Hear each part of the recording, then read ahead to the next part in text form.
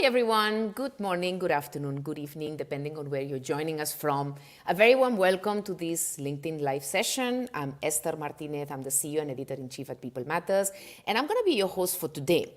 It'll be great if you let us know on the chat itself where all are you joining us from, as this is a live conversation. It's very exciting to see where all are you joining us from and also meet you and learn together about the amazing story of Asia's fastest growing HR tech platform. Let me start off by highlighting the good news. As all of you know, Darwinbox, as I was sharing, one of Asia's fastest growing HR tech platforms, has raised $72 million in a founding round led by US-based investment firm Technology Crossover Ventures, TCV. Now, Darwinbox is valued at over $1 billion, making it the newest unicorn out of the region. A real inspiration for other Asian startups, despite all challenges related to scaling up tech businesses in our industry from Asia to the world. To celebrate this milestone, and we have with us Chaitanya Peddi, co-founder, product head, Darwinbox. Very warm welcome, Chaitanya, and congratulations. Thanks a lot, Esther. Thank you everyone for joining the session today.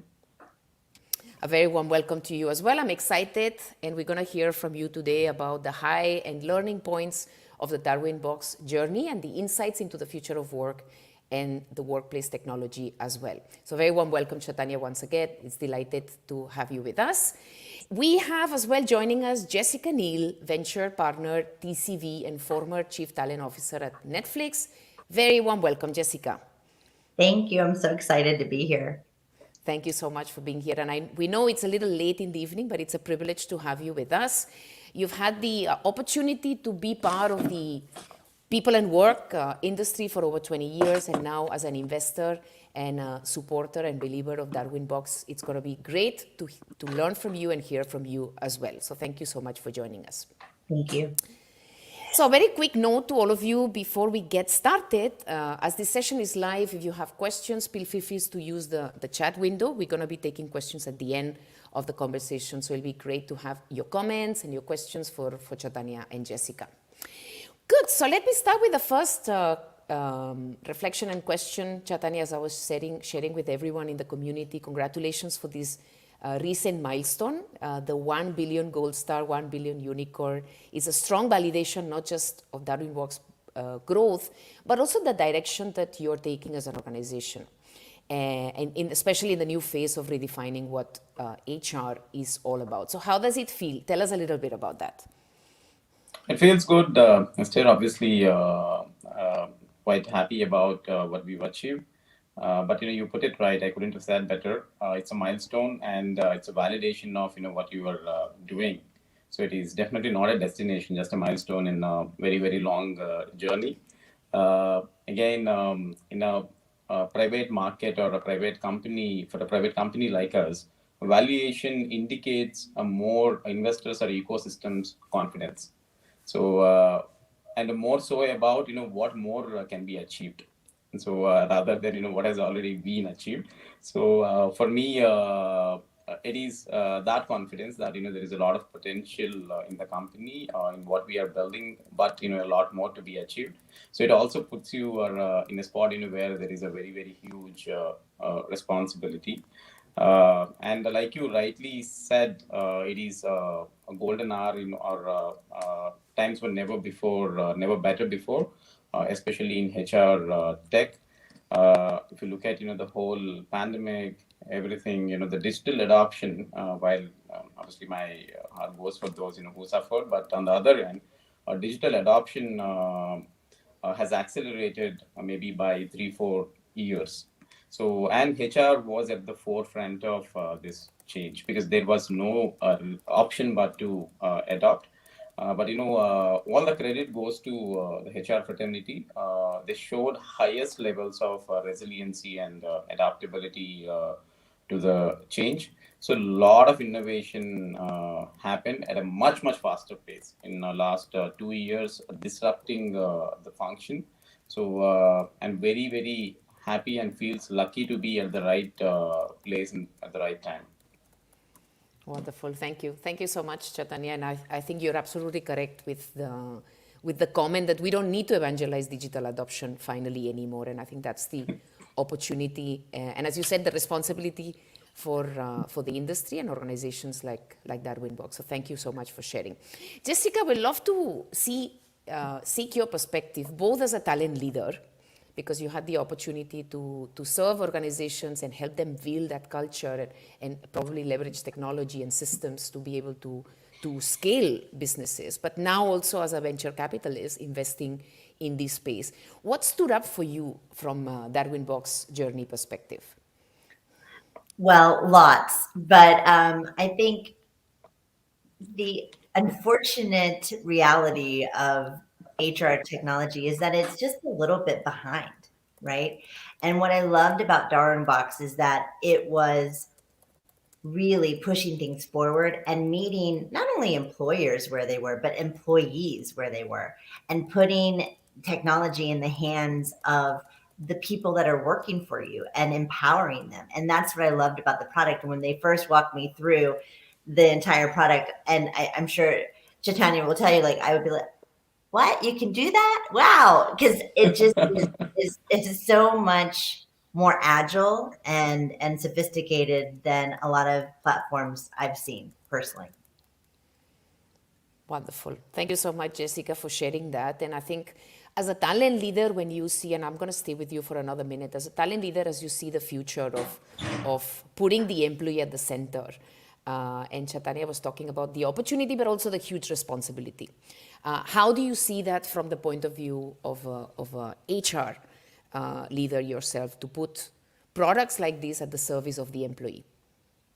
Well, Chaitanya was just mentioning that the pandemic, I think, put a mirror in not only CHRO and HR leaders' faces, but into the faces of organizations to help them realize things that were already bubbling in their organization. It just pulled it forward in a much faster way, where people are wanting and needing a different type of working environment, and they need empowerment, they need flexibility, and they need companies that are empathetic to what's going on in the rest of the world. And I think that that's what Darwinbox kind of is hitting on, is that they're meeting people where they are now and in the future versus 5 to 10 years ago.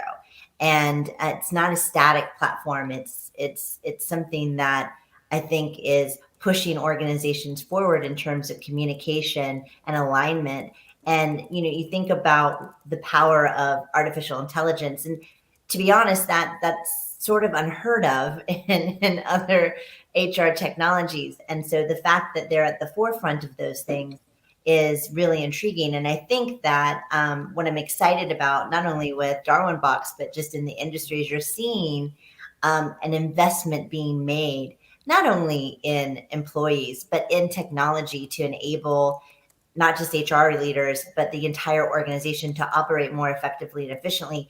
And that investment just really hasn't been as heavy in the last 10 years as it is today. Awesome. Thank you so much for sharing that, Jessica. And I think, as you were sharing, the investment in HR tech is changing, but I think just the fact that investment funds are also investing in the space of HR technology just shows that validation of the opportunity overall. So thank you for sharing that. Chaitanya, I'm coming to you from Asia perspective, and I've had the opportunity to work in Asia and many years in my professional life and work with many enterprises. And companies in Asia will kind of always tell you that they're different from the rest of organizations globally, and they're very unique in their culture, the way they run their people strategy. And you clearly have taken a Asia-first approach, right, and now taking that philosophy and that aspiration, as Jessica was saying, to the rest of the world. What have been some of the learnings, and how do you think the foundational elements that you've been in Darwinbox will now cater to the global ambition? So, Esther, so when we've taken Asia first approach, when we believed you can build a big company here, there is sizable business here, the fundamental premise is this market is different compared to how a Western market works. These companies are very, very different. The workforce is very, very different. So very few investors also believed us. I mean, at least at the beginning of early part of our journey. So thanks for Jessica and TCB team also, believing that. So when you look at, how maybe, Asia markets are different. So there are cultural nuances, and second, the whole business landscape nuances and socio-economical nuances. So HR, unlike maybe a lot of other functions, it's very, very culture driven. So for example, we are very hierarchical as a society. So it reflects in our policies as well. So the sheer number of approvals you need for every event is very, very high. For example, in our payroll, so every change, I think it goes through 3-4 levels of approval. So our offer letter goes through 5 levels of approval. So just an example I'm telling you. So you need to build a technology that solves for these cultural nuances. That is a reality. You can't say this is not how we do in Western countries. This is how things are done. So just adopt. That doesn't work. And second, a business landscape. If you look at Asia, it is different because even when a company is mid-sized, more so in large-scale companies, you typically come across conglomerates. So the minute people become successful in one business, they start getting into a lot of other businesses. For example, if you look at Reliance, they pretty much do everything that is possible. So we work with the Jindal Group. So they do everything possible. They do cement, they do steel, they do information technology, they do investments. But if you look at Western markets, you only see very large companies doing one thing. So you can never think of General Motors, building anything other than cars. So what it means is in one instance or one tenant, so it is not one sector that you are maintaining. So in any mid or large scale client, typically you need to handle 3, 4, or 5, 6, or even 10 sectors within one client. So every sector would have the sectoral nuances, and the sheer diversity of the workforce is also very high. You would have leadership, white collar, managerial, blue collar, contract people. So all these guys, so you need to automate. So people are very open to bring everyone onto the system and digitalize or automate every aspect of HR. So what it means is you need to be extremely configurable. You can't say this is how my performance management works, or this is how my approval flow works, or this is how my attendance works. So you need to cater to all these segments. So basically, if you take any HR process, there would be 10, 15 variations within an Asia. So the system should be extremely configurable from assignment perspective and from configuration perspective. And similarly, socio-economical landscape. So 40% or 50% of our end users, they don't even have access to desktops. So maybe less than 3% of end users or 2% of end users use iPhones. So most of the people they log into Android smartphones. So if you go to manufacturing, this is a very manufacturing dominant region. So even supervisors and managers also won't get desktop accesses. So what it means is you need to handle as much as possible on mobile. You can't say separation is not a very frequent action. You need to go to a desktop site and resign. That's an example I'm telling you. So you need to handle as much as possible on mobile as well. Even not so frequent use cases you need to solve on the mobile. So this is the opportunity that we have seen. There is a clear differentiation or a clear set of unique requirements specific to this region, which the existing players, especially our target is mid to large clients, so who are catering to that segment, primarily legacy players or companies aligned to Western philosophies, not solving for. So that was the hypothesis we started with. Thankfully, God's grace, it worked out.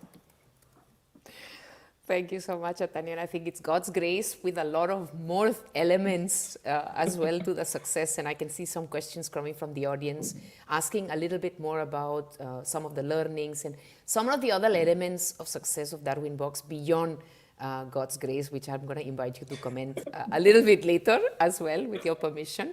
And I'm coming to you, Jessica, and I think Chaitanya was talking about the importance of having access to a configurable, agile, a product that can go across devices, that really provides access to every employee regardless of their context. And I think that's a reality not just for Asian markets, but a requirement that probably all of us have as HR professionals. And currently, Darwinbox works, as Chaitanya was saying, with multiple enterprises, different sizes, over 600 of them, I believe.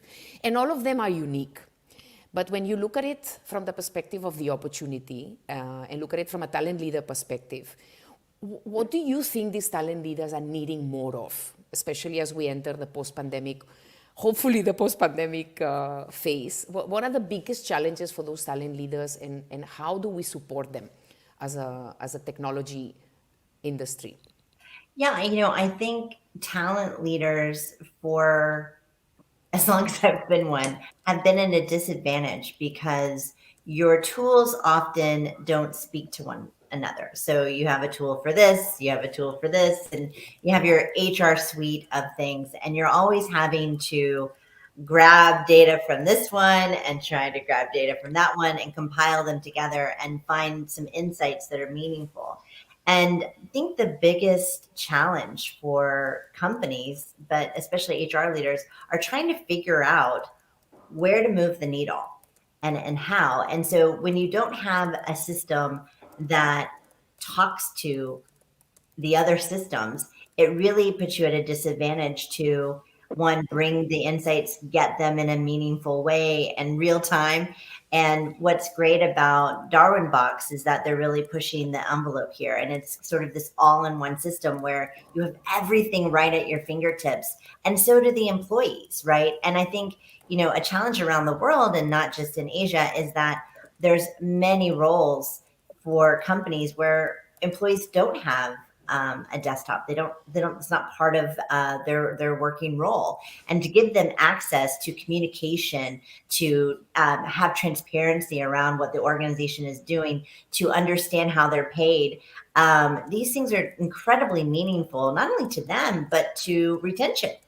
And so I think, again, hopefully we're headed to a place where we're really going to enable not only HR leaders and organizations to operate better, but our people to operate better too, because making decisions and getting the right data and the right insights and having the right tools is just so critical.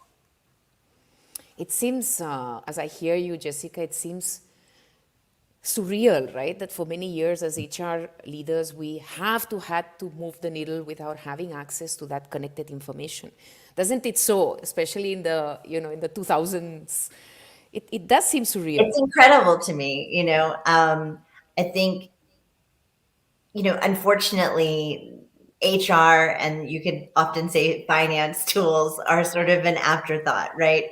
Where the bigger investment goes into, product and technology and revenue generating, or, parts of the organization. And so it's just been an underserviced area. But right now we're seeing a surgence of excitement and innovation around the area, and Darwinbox is an amazing example of that, which is why TCB was so convicted in their mission and wanting to be a part of it.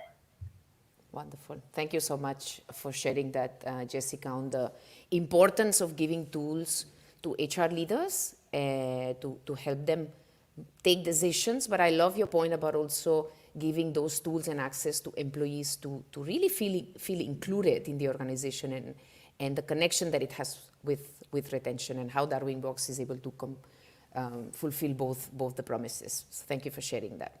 So Chaitanya, I'm coming to you on my previous conversation on what has led to the success of Darwinbox, and especially, I think one of the milestones and validations you mentioned also is the fact that you've reached that valuation. It just shows the opportunity that it's there for organizations like yourself. And so tell us a little bit about some of those elements, the values that have shaped the journey of Darwinbox and has brought you to the milestone that you are today. Sure. Esther, again, when we talk about milestone, obviously the size of the opportunity should be big enough. Like I said, Asia story we always believed in. One largest workforce is sitting in this region as on today. So if you are in HR tech, the size of opportunity or revenues are directly proportional to number of target clients or number of end users you will be or you can cater to. So that way, it is a huge market, and the cloud adoption is also growing at a rampant pace. So even governments are backing that. So if you look at some of our clients, so parts of SBI and the NSE are using that. I mean, these are not the companies people thought would move to cloud, because they're generally considered a very cloud maybe resistant because of sensitivity of business or a data they handle with. So one thing, if you're doing a cloud business, I think that's fair. Data localization and security and compliance, you need to keep it at the heart. That is something we've done from the day zero. And second, end of the day, so everything boils down to the quality of the talent you hire. When there is an opportunity that you're excited about and you're catering to. Second, execution. Obviously it boils down to execution, right? I mean, execution is in the hands of people you are hiring. So founders cannot do everything alone. It's not even possible.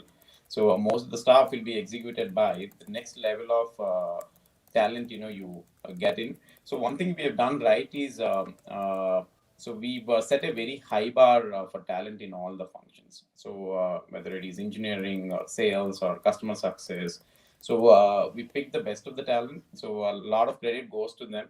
So they just believed in us people and our vision, and joined us. I mean, despite probably they would have they could get better jobs elsewhere, even at higher package, but still they join. A lot of credit goes to them. So for example, in customer success, so the sort of talent that we hired from consulting backgrounds or from core HR background, so it was never seen before in a HR tech. The sort of like a high quality talent we hired in customer success. Why we have done that? Because we believed most important aspect is ensuring customers are successful, and you can approach them with the required domain expertise and solutioning depth. So that's where we also brought very good domain expertise into the company. So which resulted in that customer empathy and customer success mindset or customer orientation across the organization. So I mean, generally we pursue every implementation as an exercise where we are solutioning a partner and a solution, and we're creating the value. And the highest value for any startup, not only for Darwinbox, is obviously how agile you are going to be, combined with your execution orientation. So end of the day, it is about doing stuff and pushing the bar and moving ahead. So that also becomes very important and challenging when you're growing and becoming big and big. So one thing that you should not lose is your agility and execution orientation. So maybe these are things that work for us. Awesome. Thank you, Chaitanya. You make it sound easy. And when you're looking back, and I think just the focus of seeing the opportunity, having that vision to see that the opportunity is so large, and having that discipline of execution. And I love your point that as a technology player, it's not just about tech, but it's really about making a difference to those customers. So the customer success orientation that you mentioned, and being there as a core element when you were scaling up, I think it's a great point that you're sharing with us. But you do make it look simple, but I'm sure, as you said, in a such a competitive market, to get access to the best talent, I think there are a lot of things you've done very right. So thank you for sharing that. Thank you. So Jessica, I'm coming to you because as a talent leader in Netflix, you also saw the organization scaling up. I think Netflix in itself as an organization has been one that is known to be to always reinvent and have reinvented the people function. So talk to us a little bit about that journey, and how do you think some of those learnings can also go to Darwinbox as they scale to the next phase? Yes, absolutely. I think, scaling a company is probably one of the hardest things you'll do as a founder or a leader in these organizations. And those transformations of going from 100 to 500 to 1,000 to 5,000 to 10,000, they're really hard to navigate. But what I always think about is that, as an HR leader, my job is really to enable the organization to figure out that ever evolving, never solved puzzle of how do you get people to operate, communicate, and move forward with constant change and constant innovation and challenge. And so, every business has its pivots, its milestones. And I think HR leaders, if they can focus on figuring out how to, one, figure out what the levers are to get people to move in the right direction, and then how to do that in a timely manner. It's much easier at 100 than it is at 10,000, but it's still the same problem that you're solving. And to be honest, when you're not equipped with technology behind you that lifts you up and propels you to do that, it makes it even more difficult. And I think that that's the reality and world that many of us have been living in for as long as we've been in HR. And so, I keep repeating myself, but what again is so exciting is that we're sort of on this forefront of innovation.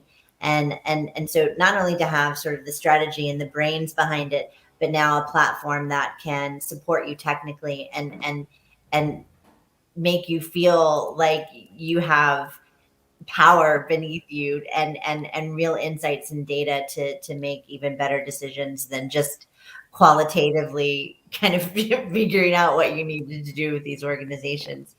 So Wonderful. Thank you so much, Jessica, for sharing that and how that connects with the potential opportunity as well. And I have some few questions that we had prepared, more questions that I've prepared for both of you. I can see a lot of questions from the audience. So I'm gonna take a little bit of a priority for the audience questions. But before I do that, Chaitanya, last question before I open it up for our audience is related to some of the milestones as you look back. Of course, you mentioned this is an opportunity, but there's a huge responsibility as well.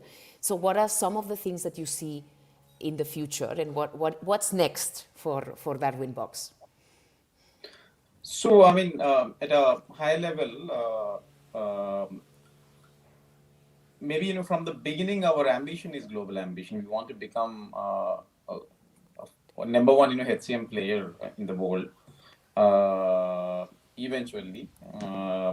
But, the immediate priority is in the markets that we are operating in, primarily India, Southeast Asia, and Middle East. We want to become a number one player. So we also want to explore US market towards the end of the year. But honestly, we are in no hurry to do that, because we believe it is important to get to market leadership position while solving for the real challenges here. So because what we also believe is, if you solve for the complexity and diversity of this market, in turn, you are actually building a superset product that can work, anywhere in the world. So that's why the highest or the most important priority is solving for these markets, making our existing clients and the future clients happy. And that's how reaching number one position in this market. So that is the immediate milestone for us. Because yesterday, I mean, maybe if I reflect, so valuation, as I said, these are things that good things that would eventually happen if you're executing your vision and doing good stuff. So it is also a function of the market and confidence, like I said. But what metrics you really need to target are things like your NPS. How happy your clients are, your velocity, how quickly you are building stuff and pushing to the market, which is a proxy for your agility, and the quality of the stuff you are building, and most importantly, how happy people are working for you. Now, we're a 700 people organization, so end of the day, like I said, so this people and culture, if you solve both, the intersection is magic. So basically, they scale the company automatically, so you really don't need to do anything. So these are the metrics, we worry about and track. Awesome. Thank you so much, Chaitanya. And that kind of connects with Kruti's question. So there's a question from Kruti saying, what led to the exponential growth especially in the last 1 year? And you talked about client success, you talked about velocity, quality of product, not only how happy your customers are, but also how happy internally your colleagues are in focusing on people and culture. But if you were to look at the last year as one of maybe the milestone years, so let's take year and a half, which is the post-COVID just to, for many businesses, COVID has been like one phase, right? So what would be, taking Kruti's question, what will be some of the things that you think has led to the exponential growth? And inviting Jessica to comment also from the outside-in perspective, what stood up for you in the last year and a half of Darwinbox story. Go ahead, Chaitanya. So one, maybe I'm repeating myself. The whole pandemic accelerated the digital adoption or cloud adoption. And so earlier, it was a good thing to have. It was hygiene. So a lot of large companies, they were still sitting on on-prem installations. So all these companies honestly had taken a severe hit in terms of business continuity, because VPN tunnels, etc., in the long run, they would have their limitations. So especially when everyone is sitting home and consuming so much bandwidth. So that's where cloud migration became a necessity. I think that accelerated our business growth too. So and on the top of it, generally a speed of execution, like I said, agility, two aspects. One, building stuff. So you need to react very, very fast to the market and build stuff that is required. For example, in 4 weeks' time or so, we built a product offering to help our clients managing remote working. So second, speed of execution in terms of taking people live. So gone are the days where people can wait for years and years just for ensuring transformation project eventually goes live. So now you should be able to make go lives happen very, very fast. So for example, in the case of Darwinbox, typically average go live is 3 months or 90 days. Generally, our go lives range from anywhere between 1 week to 6 months, not more than that. So this is also important because, as I said, people are running against the time. So to move to cloud and ensure business is not affected, continuity is not affected. So I think these are things that helped us with the growth. Wonderful. Thank you. Thanks, Chaitanya. And Jessica, from the outside in, out of all the elements that Chaitanya is sharing, which one would be the number one that stood up for you? Well, I think they all stand out, but I mean, in terms of time and implementation, if you're a large company and you're doing any change with an HRIS system, it takes a long time, and we're talking like years, to get it. And then I won't mention names, but like even to do like once you have your system to do a change, it took a year to do one simple change in a system. And so, again, going back to the ability to configure and the agility of the platform, I think it's just a major standout.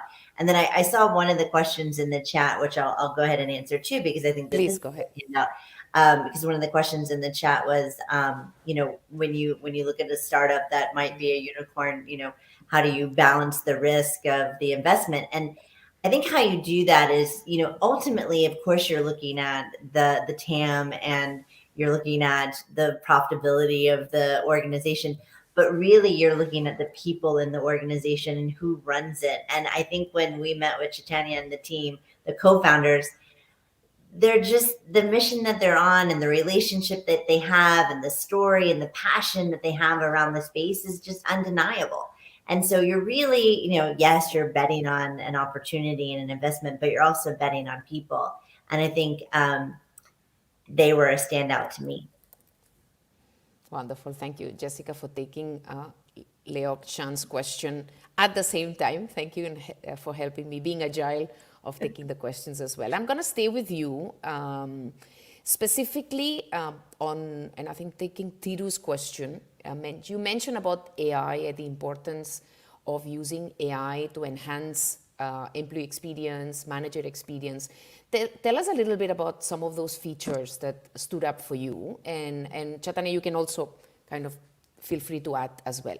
Sure. Well, I think the whole concept is just a stand up because, again, it doesn't exist in platforms that I have used. And so, I I think, there's a long road of innovation behind artificial intelligence within these products. But I think, Darwinbox being at the forefront of that is super compelling, and, they'll learn faster and have a better product, versus others, because everyone else is a bit further behind. And so when you think about the possibilities, we see what AI can do, right? And the fact that it hasn't been applied to the technology around business and HR in general is sort of depressing, but again, a huge opportunity. So I think even the fact that it's part of the product is what's a standout and compelling. Cool. Thank you. Go ahead, Chaitanya. So Esther, I mean, if you ask me that question, so one, you need to tread carefully when it comes to implementing AI, because AI pretty much emulates human behavior, right? Generally in repetitive tasks, it cannot replace creativity. So, for example, my sense is you can't claim you are a AI-based feedback, a continuous feedback platform. So AI cannot give feedback on behalf of anyone else. I mean, that is still you have to do. So because I'm seeing so AI going everywhere. So so that is where the end of the day, the use case, if the task is it's a very transaction sort of a task and very, very repetitive. So you can definitely look at automating it using artificial intelligence, because so that is less prone to biases and learn faster and do the task very, very easily. So it's a good thing, because end of the day a lot of these manual tasks will be automated, and a lot of time will also be left for employees and HR people to focus on creative stuff. So some good use cases from employee and manager perspective, maybe so if not directly impacting their relationship. So that's what I'm saying. So I mean, AI won't play any relationship or any role in forging a good relationship between employee and manager. It still boils down to you. But how it can help you. So say you're spending a lot of time filling your reimbursements. So now using maybe OCR, so you made the whole process very, very fast. So or there is a certain period in which generally you claim reimbursements. So just I'm taking one example, and this time you've forgotten. So it can be intelligent enough to remind you, saying seems it is time you fill your expenses. So now these things are taken care and being done efficiently. Now you can actually focus on maybe a creative or a productive side of your work. Wonderful. Thank you so much, Chaitanya. So I'm moving to some questions related to market opportunity and how we're going to capture that market opportunity. So there's a question from Shweta on the amazing opportunity to see. Well, a lot of all the comments, by the way, are starting with congratulations. This is incredible. This is amazing. So I'm not sharing all of that with you because everyone can see it. But that's how Shweta starts. So this is incredible, amazing to see. Asia first business. And the question is, considering there's so much diversity between the countries, especially Chaitanya, you were talking about the focus areas in the coming short term, how do you plan to incorporate that diversity into the product roadmap or the product strategy? So Esther, in a way I already spoke about it. When we talked about how Asian markets are very, very unique. So one aspect, like I said, business landscape where the sheer diversity is very high, both in terms of sectors, subsectors within one instance or one company, or the sheer different types of employee groups you're handling too. So what it means is, if you take any process, so it can be a performance management process, just an example. So you cannot have a one philosophy in this region. So for maybe top 200 people, they run a OKR based philosophy. Maybe for some segment, they use a philosophy where generally there is balanced scorecard combined with competencies. Maybe mid-level or a junior management, they do maybe MBO approach. So, but there are no competencies created for them. Maybe for blue collar, they do a very templatized performance management. So they can't really set their goals, but there is a role-based template. These are seven goals or 5 goals that you have. This is the target, and this is what you need to achieve.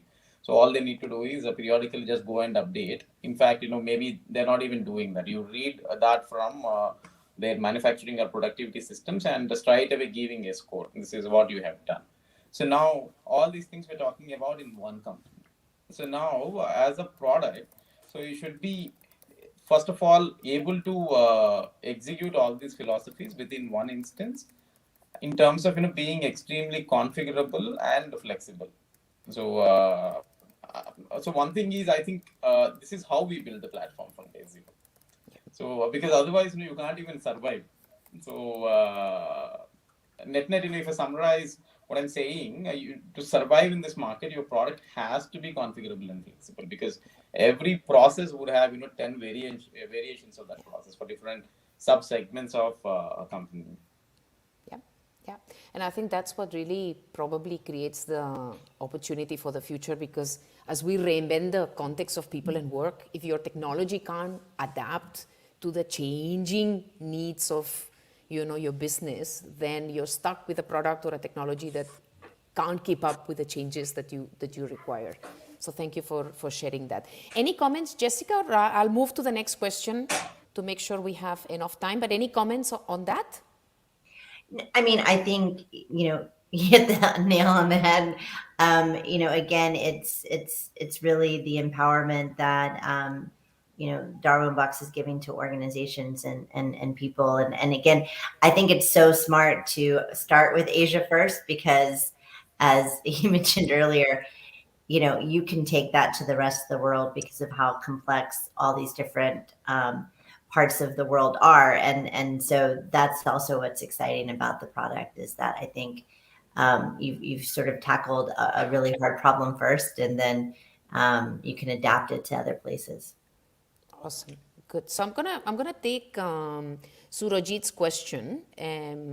Feel free, Jessica, Chaitanya, whoever, if you wanna take it up. I think it connects a lot with what we were just discussing now.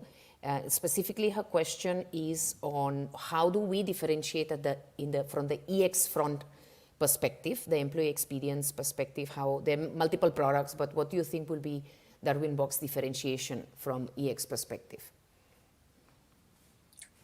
Cool. So this is the last question, right, Esther? I mean, question number 12. That is the one. Yeah, this is the last question. I'm kind of shuffling the questions depending on what's flowing. So, but we have multiple. We have many more on top.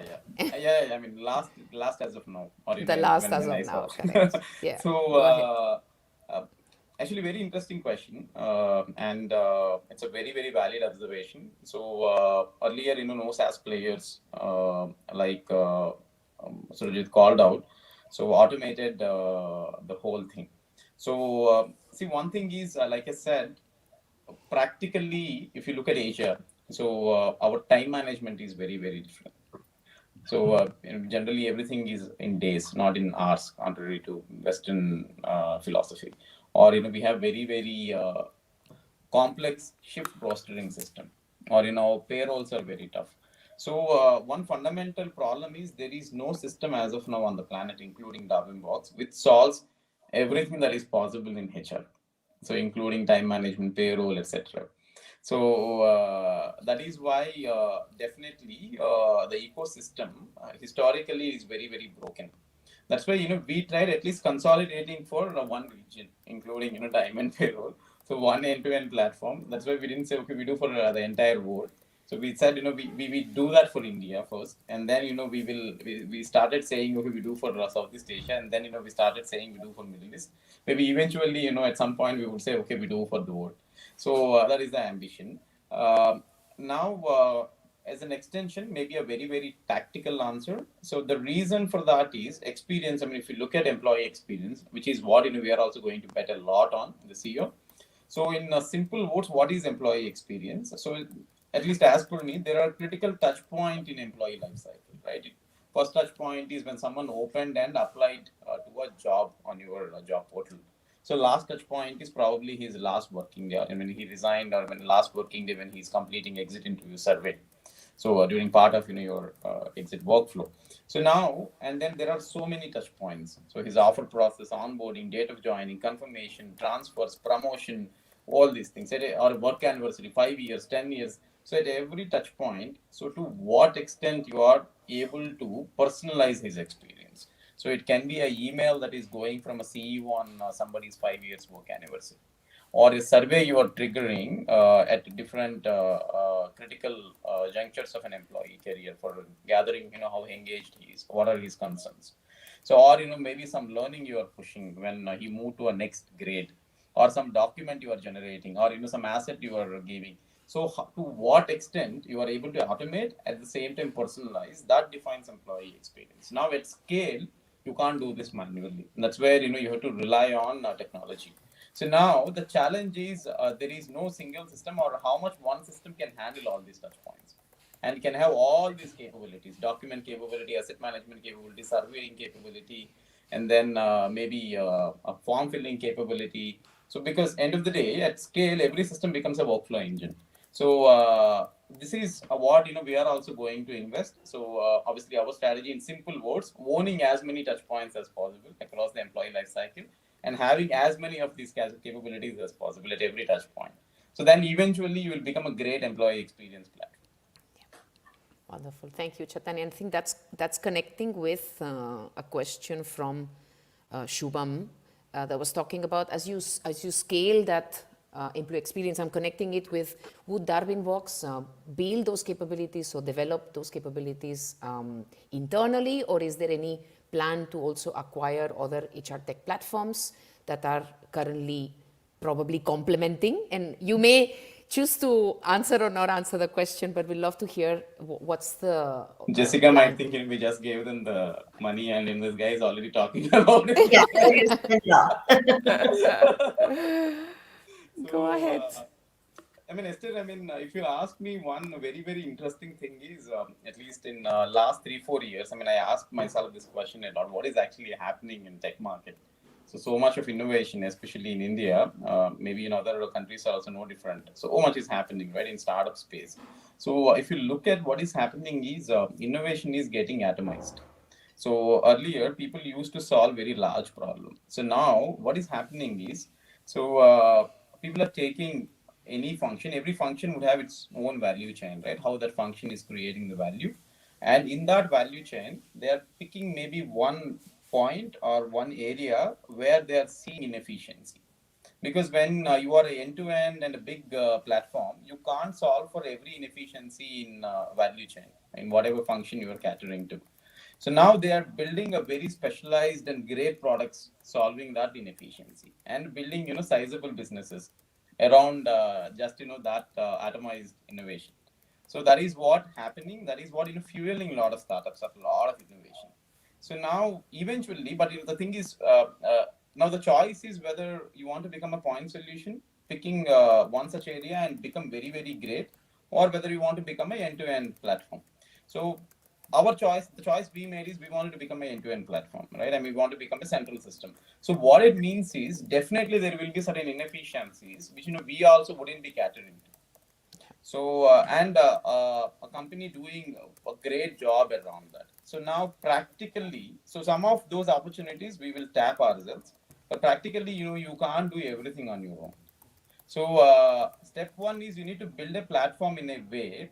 You need to play ecosystem game. So you need to ensure, so you are working together jointly with the companies who are doing very, very great in the same space, and together you are giving a good solution to the customers. What they expect is your ability to integrate faster and easier. So without they having to wait for years and years, like Jessica also called out.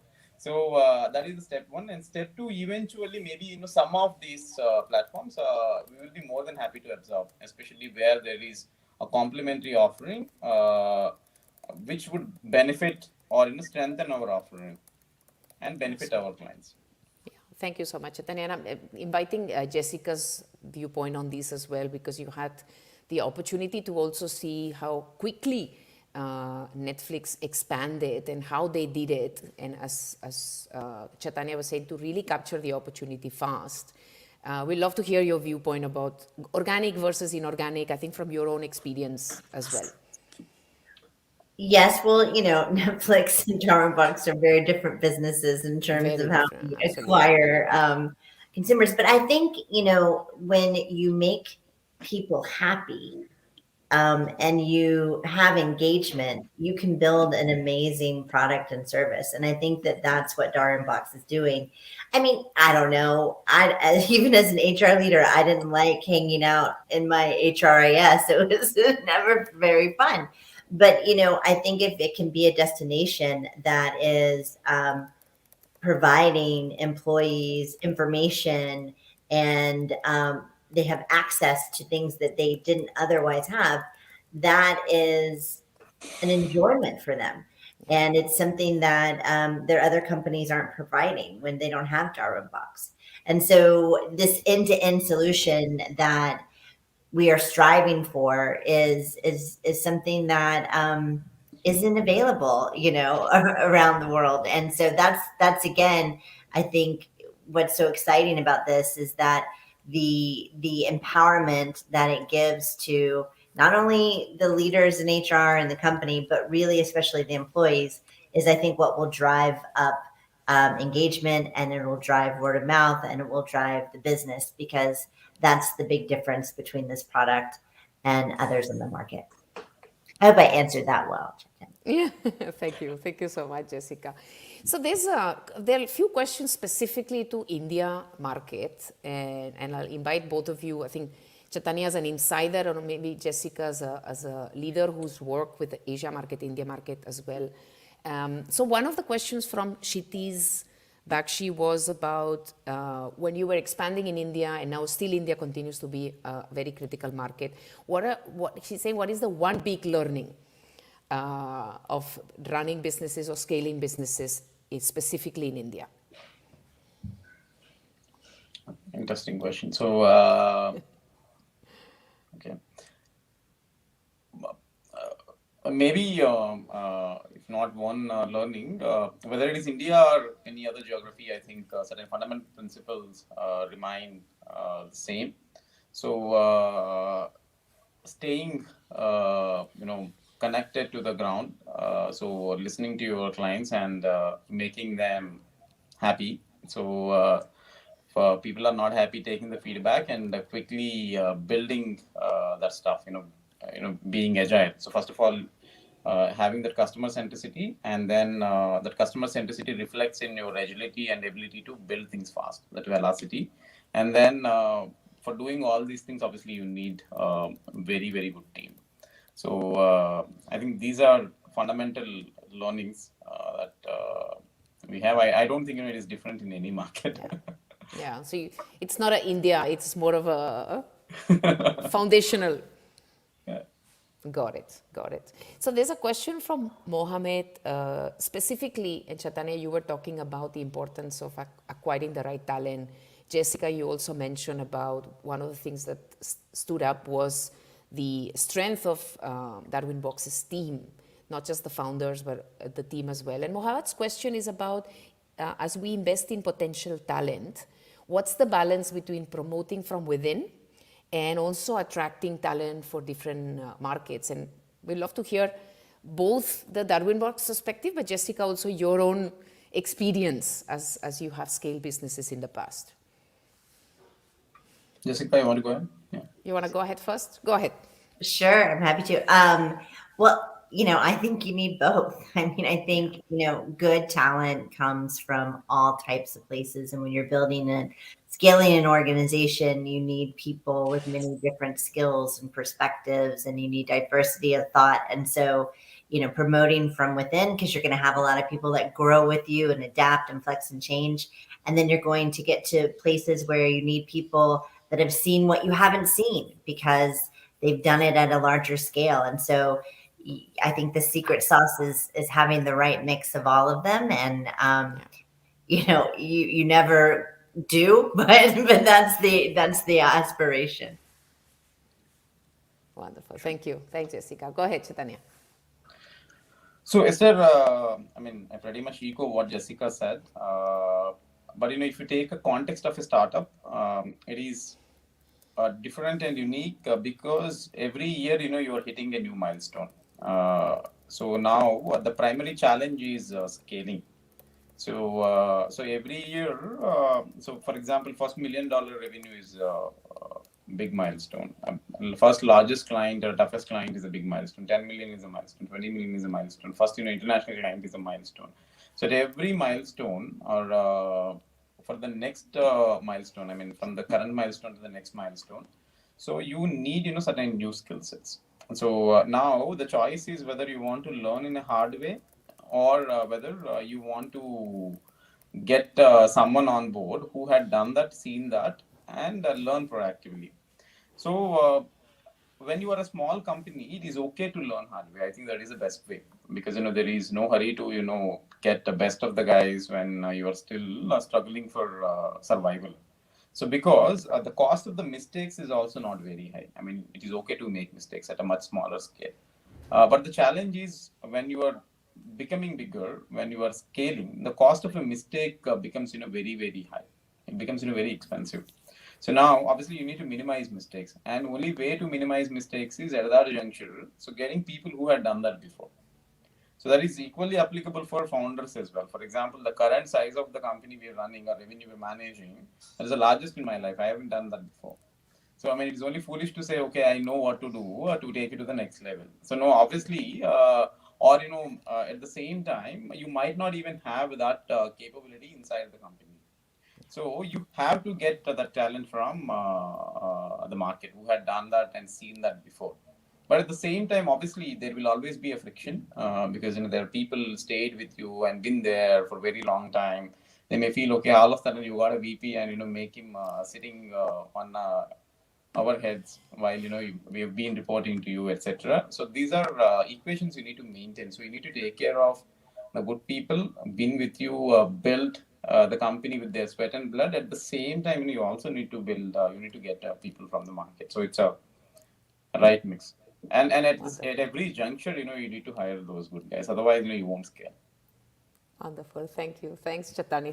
Thank you so much for sharing that. And we are just 2 minutes to go for this fascinating conversation. And I'll love to invite you both to, as a closing question, to share in maybe in one line what's exciting you about this partnership or about this next milestone together. If you were to share just in one line, what's the most exciting thing about this new phase? And apologies that this wasn't planned, so I'm putting you on the spot. So whoever wants to start, Chaitanya or Jessica, what's the most exciting Jessica? about this Yeah. new milestone? Well, I think what's exciting for me is working with this team, and they're so selfless and smart and again driven and passionate. And then personally, I'm passionate about this problem because I think it's been a long time for someone to focus on it the way that Darwinbox is focusing on it. And so I'm just personally excited to contribute to my craft and to enable companies to work more effectively and HR leaders to be more empowered and more strategic. And so the team and the opportunity, and I know I didn't do one line, so I apologize. That's okay. It It's was hard to lovely. do one line. That's okay. It was lovely. Thank you so much, Jessica. Chaitanya, go ahead, please. Even I can't do that in one line. No Actually, we're problem. all HR people. I mean, we Go take. for it. Go for it. 2 lines. Uh, so for us, at least okay, for me, most exciting part is building a sustainable technology brand. So no, sustainability comes when you build a scalable business. So that's when it says okay, these are just fortunate gains or winnings they have so far. But building sustainable technology brand is very very important. So for me, it is quite exciting because TCV had done that exactly that. Like, it has done that multiple times before, exactly the same thing.